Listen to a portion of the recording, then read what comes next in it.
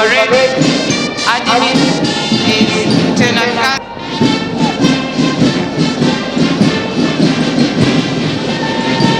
Excellency, the President of the Republic of Uganda, welcome you.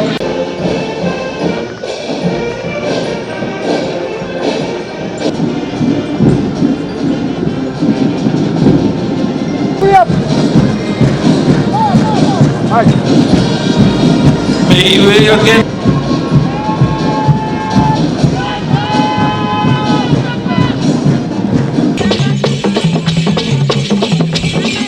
Japan is a small country, it's slightly bigger than Uganda, but with no agriculture, no minerals. I think they only use the ocean, they have some sheep, fish, and maybe the manufacturing. And there are 127 million people. And you hear they all have jobs and surplus which you go to do when you go there.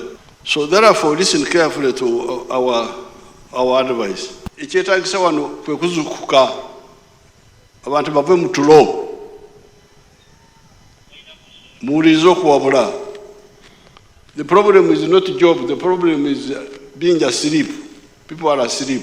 I'm very happy. Recently I met some young people. They have got degrees in Swaswa. You know Swaswa? Another one in psychology. Omulala mu kulowooza ebyobwongo ebyokutegeera kinajja oba kyolowooza.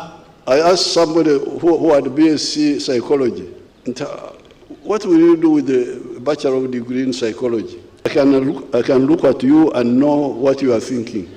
Then I said, but how many jobs are there for that? He said that he can work in prisons.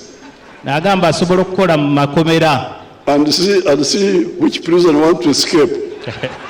Now, these young people, abavubuka bano, they are now in catering because there are a lot of jobs for that. Therefore, what we need is really to be serious and stop running around.